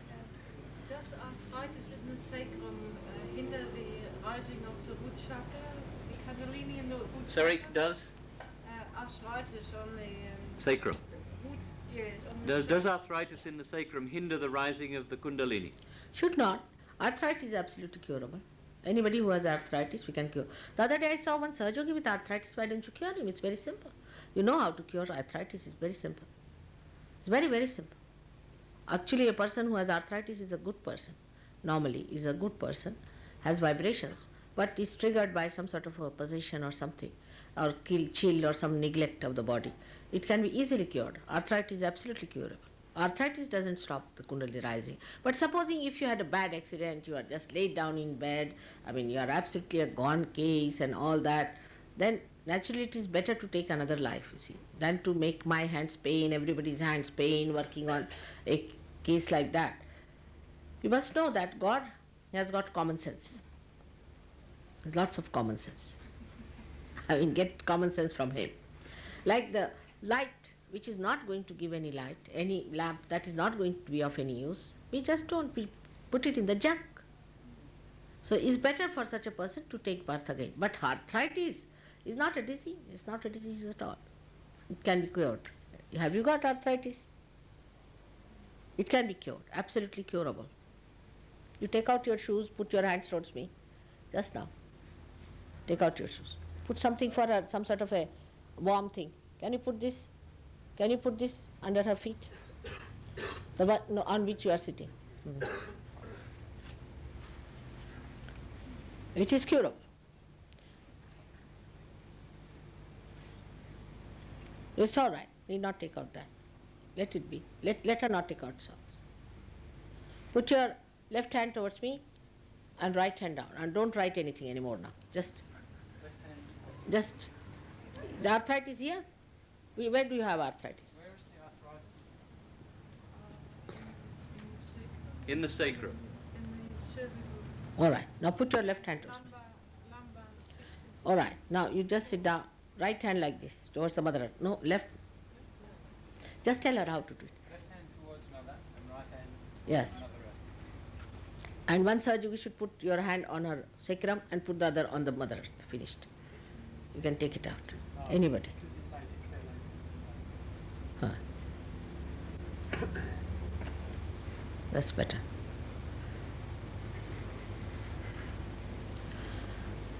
Simple as that. Any other question? I find I cannot slow touch. I sort of can't turn my brain off. I go to bed and I'll lay there and think. He finds he can't sleep very well. He lies there. He can't turn his brain off. He tosses and turns. All right, there's a screw here. Just come. I'll put it right. Come along. Yeah. Come over here now. Actually, there is.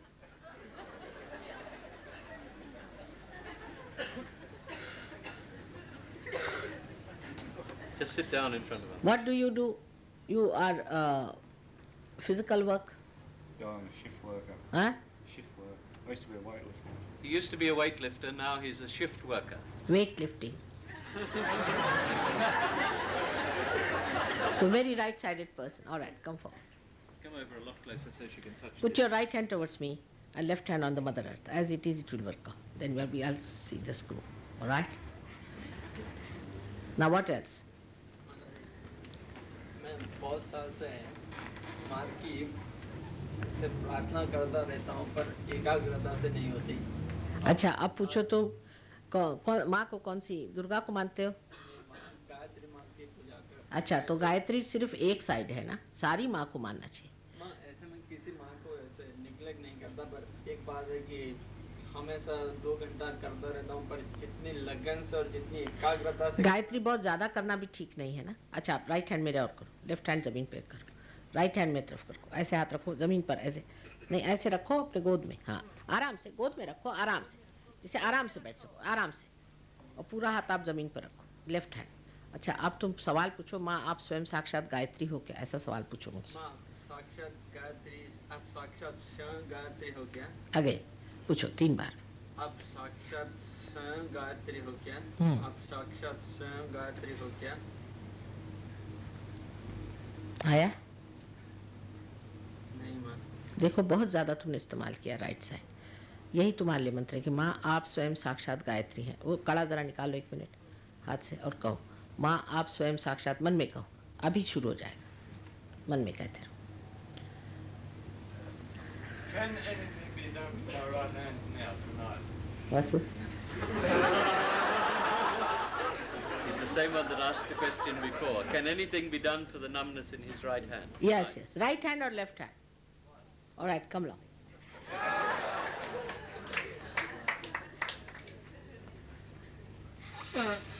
What do you want me to say? Yes, sit down anywhere you can sit down. Now, where are we being to? Which guru? Not a guru. Someone like that. I've been to doctors, but I got told this of the president of the Victorian Spiritualist Union. That's how you got it. All right. So put left hand towards me, right hand on the Mother Earth. Left hand towards me, right hand. Can you put a light for him? Just arrange. You can go at the back and they'll arrange it for you. All right. How to sit down? Give him something like that to sit down. Same style. All right. Anybody else? Better now. All right. Better. See. No more weight lifting. हाँ, आ रहा है ऐसा हाथ आया का मतलब मैं नहीं समझा। हाथ में ठंडक सी आएगी, आ रही है, बस ठीक, काम बन रहा है।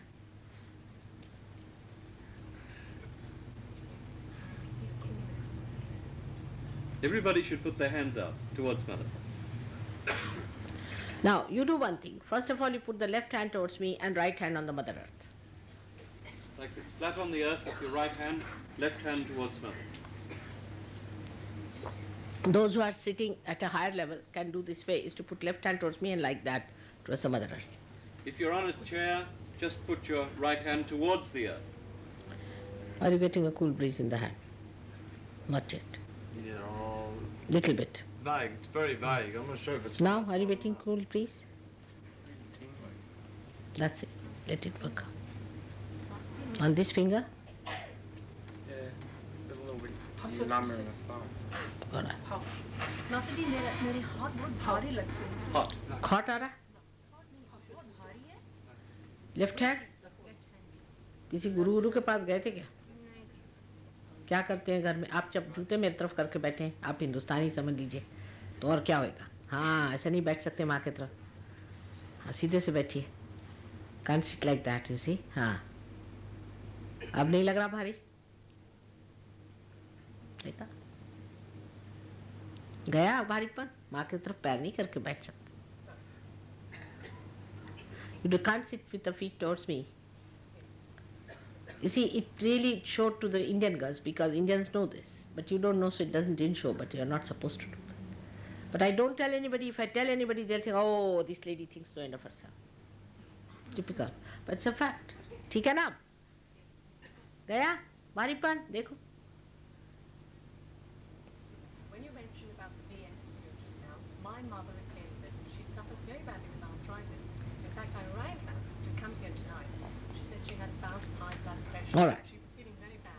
All right, you get her here, you get her cured. Arthritis is curable, but first you should be all right yourself. You see, because you take over. You see, you become a doctor, you treat your mother. You can be 24 hours available to her, is it?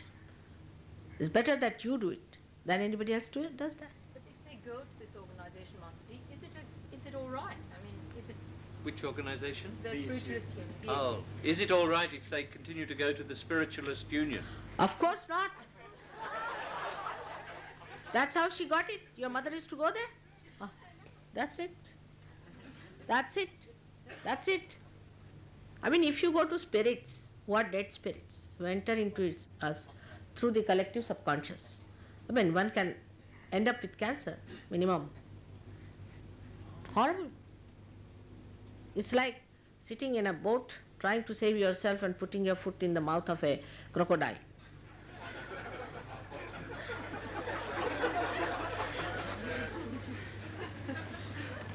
What if you go to the VSU for the sake of learning? Hmm?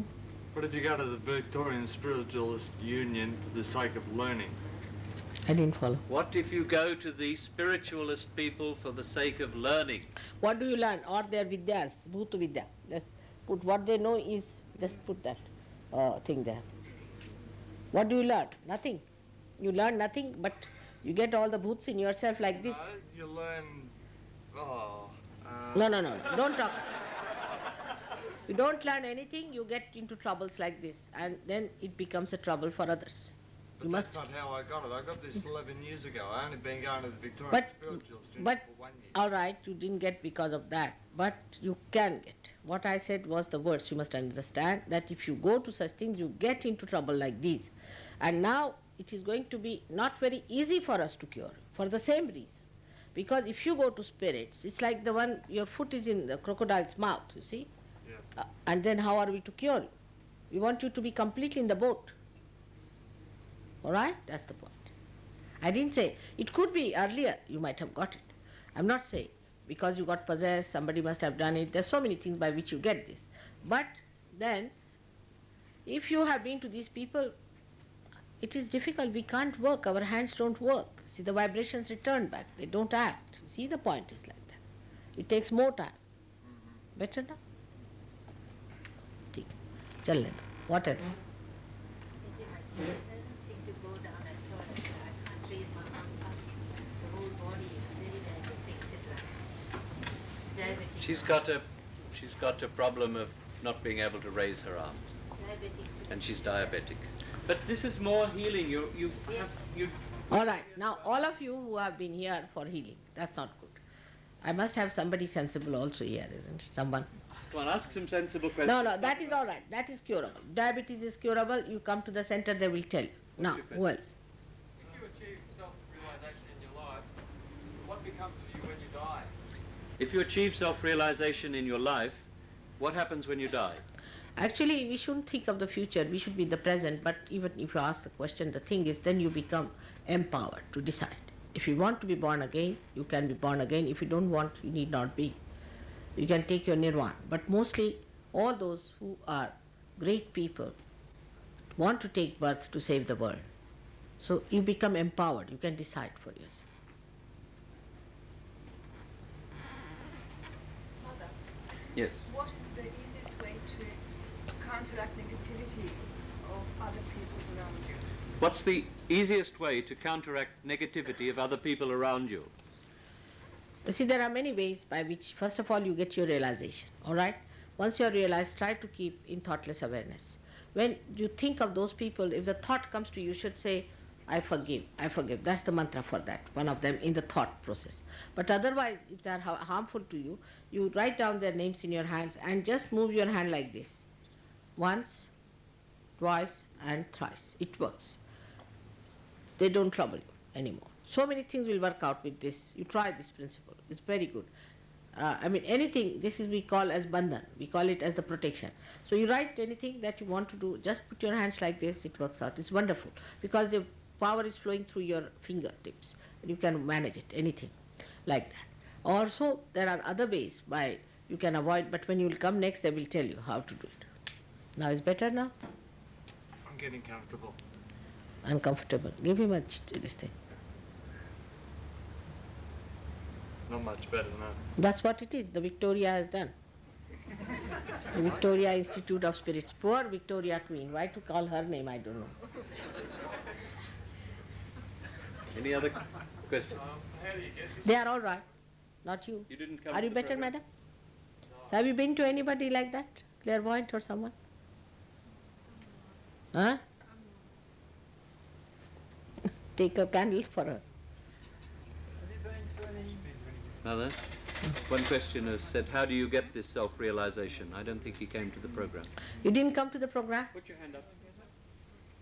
Through a Kundalini awakening. I just wonder what is the sort of process? What process is it? The process is living process, spontaneous process of sprouting. Just like a seed sprouts, the Kundalini sprouts out. Oh, but how do you sort of... How do you sprout a seed? It just works out. Better? See? Better. Thank God you did only weightlifting, but you had gone to an institute like that, I would never have helped you so fast. All right. Now put your right hand towards me. All of you. And left hand like this. Like this at the back. Put it at the back.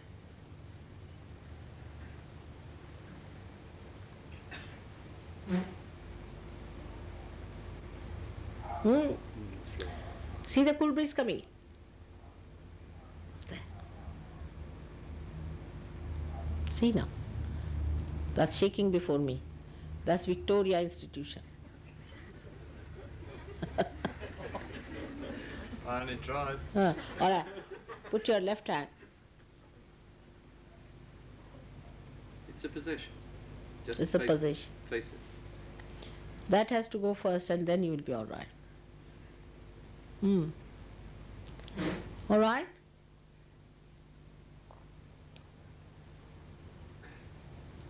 It'll clear out. It'll clear out. Just do that way. It's like just the connection. Now if you are a right-sided person, you are just putting like this. Now you are connected. So what happens? The vibrations start flowing through here, clear out your right side completely. And it goes into the atmosphere, into the ether. We use the ether, the akasha. And if you want to have better results, better use also the water. Such people who have right-sided problems should sit in the water with a little salt. Those who have left-sided problems should use the light. They'll tell you all about it, you have to come back again, all right? If you don't mind. Good. Now you'll sleep like a log of wood. Come along. Now let me. Come forward. Put your right hand towards me. Right hand towards me. Go, close your eyes. Forgive everyone. ठीक है, आप अब गायत्री बंद करिए. अभी यहाँ के पहले सहयोग सीखो, फिर समझ लो गायत्री क्या चीज़ है. सम्यक ज्ञान होना चाहिए. Must know integrated knowledge, not just Gayatri somewhere, something else. You come and know about it. What is Gayatri? What is what? Everything must be known. And you just start doing something with your own ideas is not proper. You have to know. हाँ, वही तो ब्राह्मणों का दिमाग इसी से खराब हो गया. पहले ब्राह्मण हो जाओ, पहले ब्रह्म को जानो. बड़ा वन साइडेड मामला ऐसा है ना.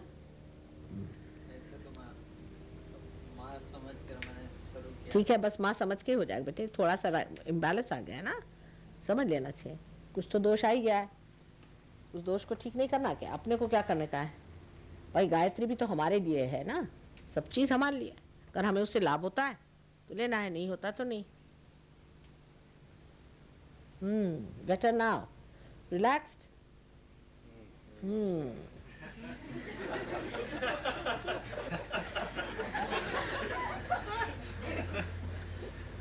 Now how are you? Better? You see? A little bit. Yes, you are better. How are you? Is there a light on our sacrum? Are you better now? Just see, stand up.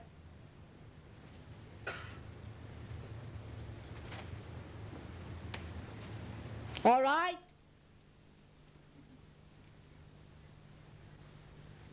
आप भी आइए. Diabetes है आपको? यहाँ आइए. अब put both the hands towards me. आप क्या करते हैं? You know Hindi? Huh? Tamil. All right, sit down. You don't know Hindi at all? All right, sit down. So what do you do?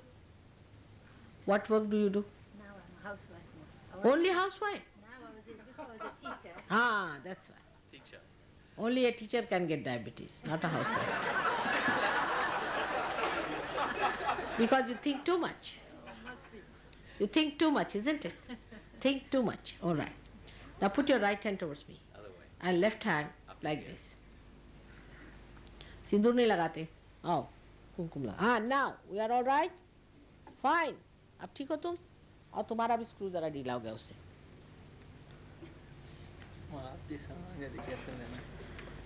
बेटे अब उस पर ज़्यादा सोच विचार नहीं करो. सोच विचार से और बढ़ जाता है ये प्रॉब्लम. तुम्हारा राइट साइडेड है.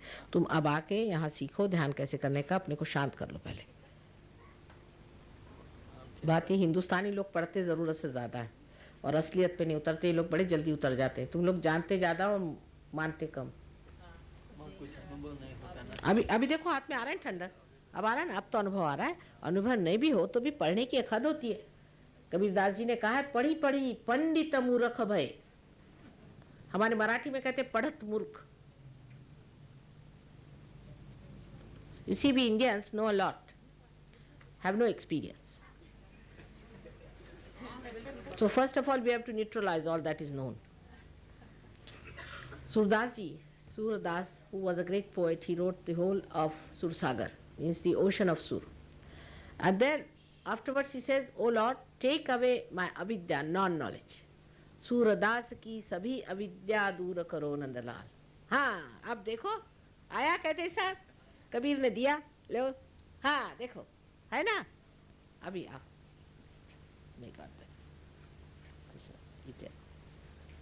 आप किसको राज राजेश्वरी को मानते हैं? हाँ? Whom do you Krishna? All right. Now put your hand. Just let her ask the question. See your fingers. Look at her and say, Shri Mataji, Radha Krishna. हाँ. Ask. Getting the clue. Now, ask the question, Shri Mataji, are you Shri Krishna? Look at Shri Mataji, are you Shri Krishna?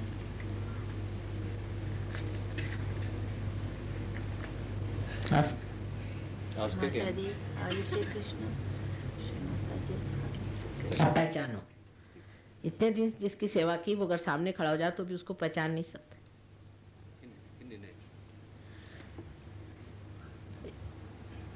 The one who is standing before you must recognize. So much better, sir. Ah. Today was well undone. Now, are you all right? Feeling very much better now. No, but you hear what she said. The one who is standing before you, you must recognize. Indians have a greater capacity because they know what it is. They must understand. You see, but they understand more than you do. That's surprising. Not in India. India is different, of course. We have a tradition. We have a tradition of seeking in India. It's written down from childhood. Everything is worked out for your seeking. You have to get your self-realization. From South Africa, mother. We have. South Africa. Oh, so South Africa has lost all the vibrations or everything of Indian? Uprooted? I am there. No, so what? Even in South Africa, if you are an Indian, you must carry your traditions there, you see. But it happens. Like a mango tree, if you bring it to England, it will never prosper. It's like that. They get uprooted, I think. Better, see? Better? Are you all right? Shakal badal gaya aap. You are all right. Now sleep like a log of wood. How is this gentleman? Put your hand. Better, not shaking so much. Not Now so put. much, but Yes. Just put your. sometimes it comes and goes. Yes, that's the spirit. Send it back to that Victoria Institute. On the left, Swadhisthana. Work it on the left. All right. So now I'll take your leave. May God bless you all. Please come. You have got a beautiful center here. We have got a beautiful school. Though it's only meant for 20 children, we already have got 20 children. So we can't admit your children here, I agree. But we can start another school. If you all people help us, we can start another place. You can have an ashram nearby your place, somewhere you are living. We can manage all that. But it's to be done by you and has to be arranged and organized. Whatever it is now here, all of them live. They earn. They have this ashram, they run the ashram. I don't know what they do with their money. I have nothing to do with it. They know all the accounts, they know among themselves, they live well, they live happily, they help each other, they help others. In the same way, you all are new people, you can come here. And then we are going to start ashrams all over Melbourne, as we have got in Sydney 5 ashrams, and they are doing very well. So we have to have some places, but in the beginning you will have to come here, establish yourself. And if you say you want to establish some ashram, they will look into it and they'll manage. But those who have been in Sahaja Yoga for so many days, they know about it. Don't try to challenge them. Don't try to be aggressive. Try to listen to them. Understand that I know them and through them I'll know you. So please don't try to be aggressive. There is nothing like what you call a one-sided life in Sahaja Yoga. So nobody is going to be one-sided for you or partial to you, nothing. If they say this is wrong with you, please believe them. And just do what they are telling you because they know what is to be done, in what case, how to refrain from, how to indulge, how to work it out. They know, they have gone through it now, they have been here for 4 years, so they know about it. But that doesn't mean in any way you are less, you are in no way less. Some of them have just come about a month back, I find them very good. So it is for you to learn, to have that humility, to learn more and more and know about it, not mentally, but through your experiences, different experiences, how it works out. Now. Mother, on Friday you asked us to bring sugar, salt. Yes, that I'm going to say. Yes, that's a good idea. So now for that sugar and salt, we'll be sending you some sugar and salt which is vibrated. And they'll put it in that. Now don't use your hands. You use a spoon to stir it and use that, is vibrated. But those people who have active life should take to sugar more. And those who have, say, this lady has diabetes or anything, for her sugar is not good, but salt. So she has to take salt. So that is how it is. So I'll come inside and vibrate it and then you can bring it in. All right? So अभी ठीक है आप? कैसे लग रहा? दर्द कम है? Are you better, madam? Are you feeling better now?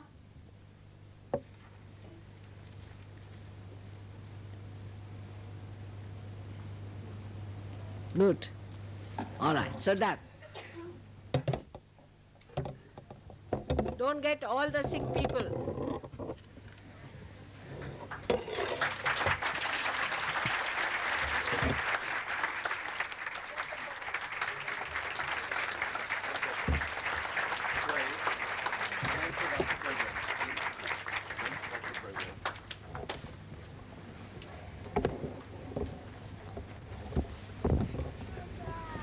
Goodbye. Goodbye. I'll be back again and you all can come to India also. Okay. Turn it up.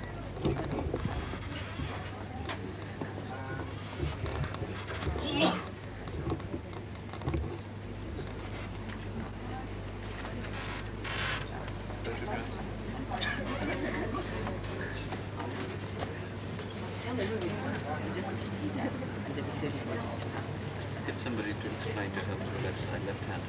And also tell her husband not to bother. Tell Thank you. husband position. Thank you. Excuse me, if we could all just sit down for a minute.